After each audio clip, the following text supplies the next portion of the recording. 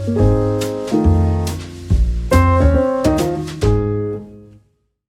guys, welcome to another episode of Dev's Kingdom. In this video, we're going to cover our agents from Camel-AI. So our agents is a optimized workforce learning for general multi-agent assistant in real-world task automation. This is very similar to OpenManus and Manus AI. So basically, you can ask a question, say, I want to buy something in Amazon.com. It'll give you the results back. So it will call a few agents to figure out what you want, go through the browser, go through the pages, so they give you an answer. So for example, and if you ask something like navigate to Amazon.com and identify one product that is attractive to coders, please provide me with the product name and price. No need to verify your answer. So basically, if you ask this question, the OWL agent will give you an answer like this product is Kinesis Advantage 3 keyboard and the price is $199. So this is good for coders. So this is how it works, and it supports different LLMs like Ollama and other OpenAI models. So in this tutorial, we're going to show you how to set this up step by step.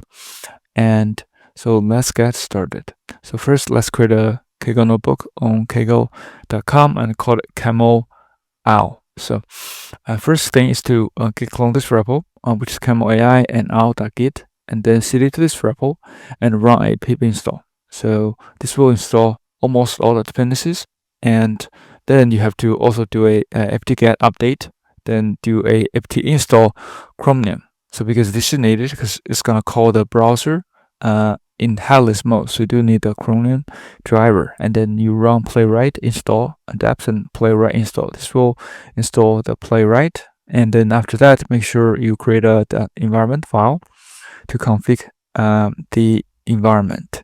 So in this case, we'll use Ollama, and we do not actually read the environment, but if you actually configure everything in the environment file, then you need to use this. But for demo purpose, I'll put everything in this run Ollama script. So we'll use Ollama instead of other models. So it works, and as you can see earlier, it works well.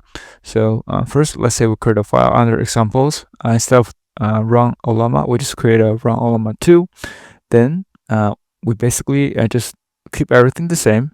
And you can see here, basically, it's actually running the environment file, but we actually did not use this. So even though it's read from the environment file, it won't be used. So, but let's continue. So the changes we have to make is that as long as we define models, so we define the user, assistant, the web agent. So basically, we have to define different agents here. So we need to define, for example, the user. What is the user? Basically, it is a just type of things or type of agents models you can pass in, and you can see that the URL is the Ollama URL. So we already set up the Ollama models on Kaggle.com. So if you do not know how to set up the Ollama in Kaggle, then I'll put a link in the description. But we have showing this in many videos, so feel free to search the channel, check them out.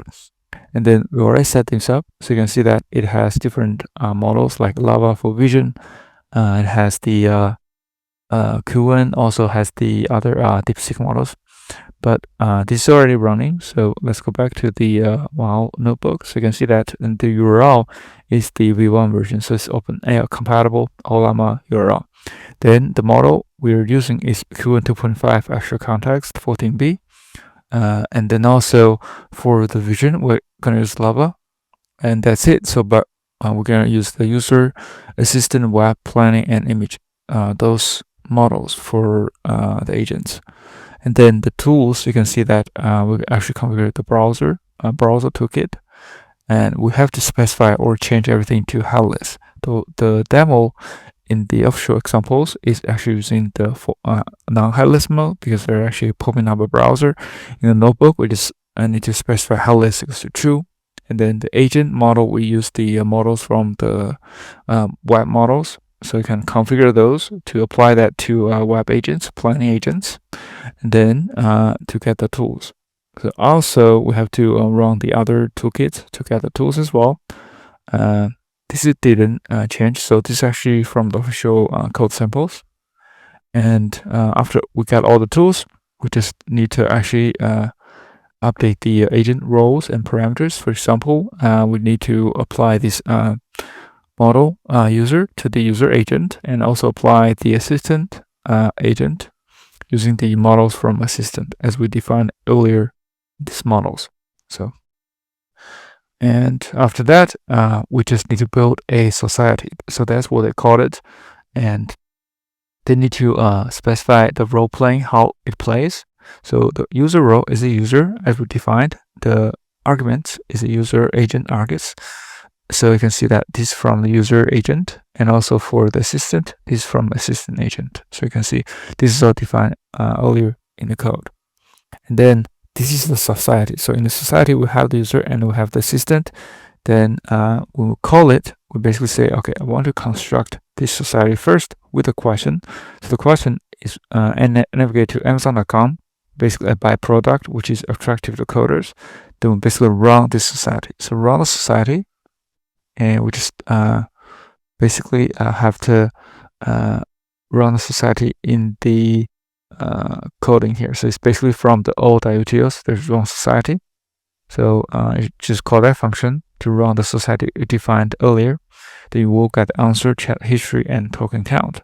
So in this case, the answer is the one that we saw earlier, which is the product name is the Advantage 3 keyboard, and also the price is $199. It also provides some additional feedbacks. Is if you need real-time data, please navigate to Amazon and provide the specific product name and price. So it is pretty good, and it's pretty accurate. So it's a keyboard, so it should be attractive to coders. So it seems to have done a great job. So hopefully this is helpful. And if you do like this video, please subscribe, like, or comment if you have any questions. Thank you so much for supporting the channel, and see you in the next one.